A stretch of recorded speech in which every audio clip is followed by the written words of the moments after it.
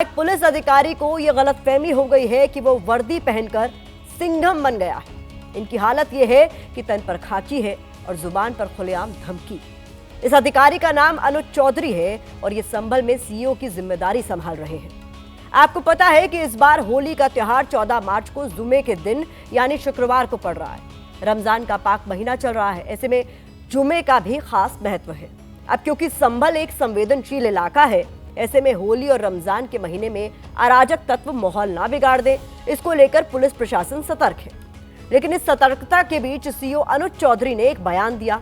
इस बयान को सुनकर लगता है कि वो एक खास वर्ग का पक्ष ले रहे हैं और समझाने की बजाय दूसरे वर्ग को धमका रहे हैं। हमने अनुज चौधरी के बयान से कुछ कीवर्ड्स आपके लिए निकाले हैं। 52 जुमा, एक होली, मन बड़ा तो बाहर आए, नमाज घर में पढ़े, हाथ कटवा दो, आत्मा पर काला रंग, उपद्रव बख्शेंगे नहीं। आप पहले उनका बयान सुनिए, इसके बाद बयान का विश्लेषण करेंगे। साल में 52 के करीब जुम्मे आते हैं और इत्तेफाक से ये जुम्मा अपना रंग के दिन आया है। संभल के सीईओ अनुज चौधरी की बात तो ठीक है, लेकिन कहने का अंदाज गलत। इसमें नसीहत कम, अपील कम, समझाइश कम और चेतावनी ज्यादा है। अनुज चौधरी ने यह बात 14 मार्च को लेकर बोली है। 14 मार्च को जुमा भी है और रंगों का त्योहार होली भी। होली का त्योहार और जुमा शांतिपूर्ण तरीके से निकल जाए, इसको लेकर अनुज चौधरी ने पीस कमेटी की बैठक की। लेकिन बैठक में ही अनुज चौधरी 52 जुमा और एक होली वाले बयान से विवादों में आ गए। मेरे ख्याल से साल में 52 के करीब जुम्मे आते हैं एक साल में और इत्तेफाक से ये जुम्मा अपना रंग के दिन आया है। तो मेरा स्पष्ट संदेश ये है, जिस भाई को होली खेलनी हो उस दिन वो बाहर निकले और जिसमें कैपेसिटी हो रंग खेलने की, जिसका बड़ा मन हो वो बाहर निकले, नहीं तो अनावश्यक कोई भी आदमी बाहर ना निकले, अपने बच्चों के साथ रहे, अपने घर में नमाज पढ़े। सीईओ साहब ने मन बड़ा करने की बात कही, लेकिन लगता है अनुज चौधरी का मन थोड़ा छोटा है। उनके कहने का मतलब तो यही लगता है कि जुमे पर वही मुसलमान बाहर निकले जिसका मन बड़ा हो, नहीं तो वो घर में ही नमाज अदा करे, अपने घर में नमाज पढ़े, अपने घर में नमाज पढ़े। अनुज चौधरी को खुद होली खेलना पसंद है। होली खेलते हुए उनके कई वीडियोस भी हैं, लेकिन लगता है उन्हें काले रंग से परहेज है। तभी तो अनुज चौधरी काले रंग से होते हुए आत्मा तक पहुंच गए। मेरा सोच ये है, रंग से कोई परहेज, रंग से कोई छोटा बड़ा नहीं होता। यदि आपके ऊपर कोई रंग गिर गया तो इसका मतलब नहीं, यदि रंग गिर गया तो फिर तो यदि वो जगह यदि आप लगते हो इतना खराब होगी तो उसे कटवा दो ना, उस हाथ को जहां लग रंग गिर गया। रंग आपकी आत्मा पर नहीं गिरना चाहिए ना, काला रंग आत्मा पर नहीं होना चाहिए। संभल के सीईओ अनुज चौधरी ने यह बयान वर्दी पहनकर दिया है। अब सवाल है कि क्या ऑन ड्यूटी कोई बड़ा पुलिस अधिकारी ऐसा बयान दे सकता है जिसमें नसीहत कम और चेतावनी ज्यादा हो? तो इसके लिए हमने उत्तर प्रदेश सरकारी सेवक आचरण नियमावली 1956 देखी, जिसमें नियम 4 में लिखा है कि हर सरकारी कर्मचारी सभी लोगों के साथ, चाहे वो किसी भी जाति, पंथ या धर्म के क्यों न हो, समान व्यवहार करेगा। इसके नीचे दूसरी लाइन में लिखा है कि कोई भी सरकारी कर्मचारी किसी भी रूप में अस्पृश्यता का आचरण नहीं करेगा।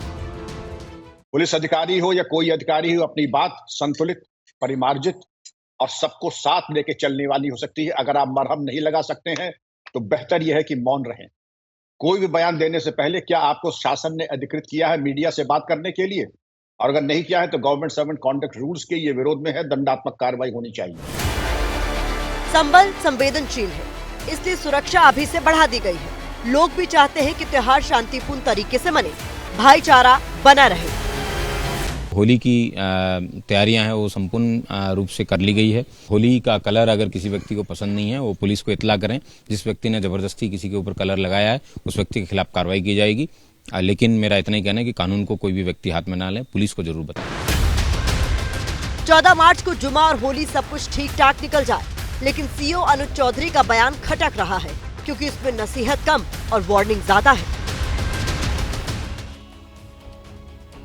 सीईओ अनुज चौधरी के बयान को लेकर आज हमने संभल के डीएम से भी बात की। संभल के डीएम डॉक्टर राजेंद्र पेंसिया ने बताया कि शासन के निर्देश है कि कोई भी बयान देने से पहले आधिकारिक रूप से परमिशन लेना जरूरी है।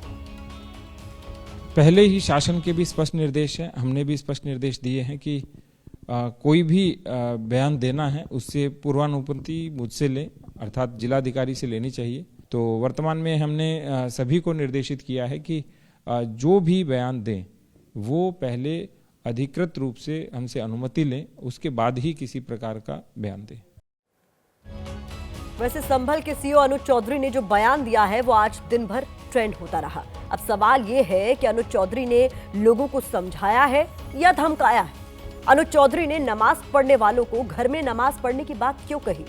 क्या एक वर्दीधारी अधिकारी किसी एक पक्ष की बात कर सकता है, जैसा अनुज चौधरी के शब्दों से लग रहा है? क्या एक पुलिस अधिकारी की नजर में सभी धर्म और वर्ग के लोग एक समान नहीं होने चाहिए? क्या पुलिस की वर्दी या रूल बुक उन्हें ऐसे धमकी भरे शब्दों के इस्तेमाल की इजाजत देती है? विपक्ष तो यह भी आरोप लगाता है कि अनुज चौधरी पर योगी सरकार की कृपा है।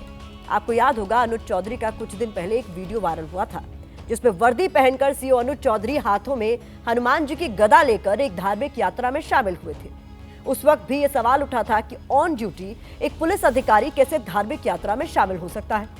सोशल मीडिया पर अनुज चौधरी के सैकड़ों वीडियो हैं जिनमें वो दबंग स्टाइल में नजर आते हैं। ऐसा ही एक वीडियो आप इस वक्त देख रहे हैं जहां अनुज चौधरी नेता की तरह हाथ जोड़े किसी कार्यक्रम में पहुंचे थे और उनके आगे पीछे लोगों की भीड़ है।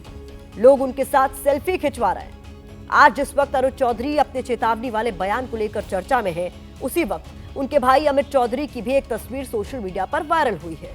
फेसबुक पर उनके प्रोफाइल में ब्लॉक प्रमुख भारतीय जनता पार्टी लिखा है, यानी उनके भाई बीजेपी से जुड़े हुए हैं।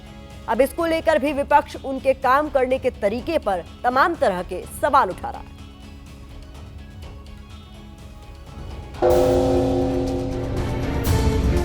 अरे वो लफंडर टाइप का सीईओ है, ये सब गुलाम है। अभी कल को सरकार बदलेगी, दूसरी भाषा बोलने लगेंगे।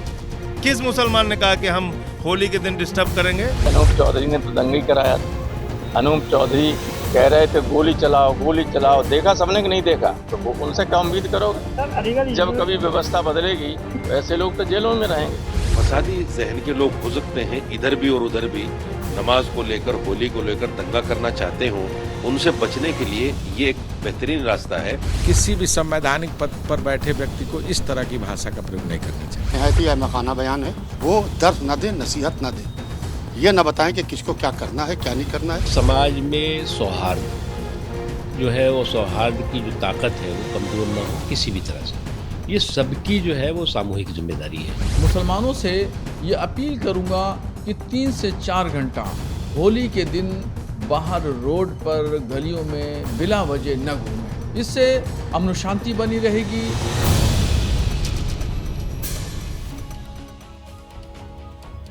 संभल के सीईओ अनुज चौधरी का विवादों से पुराना नाता रहा है।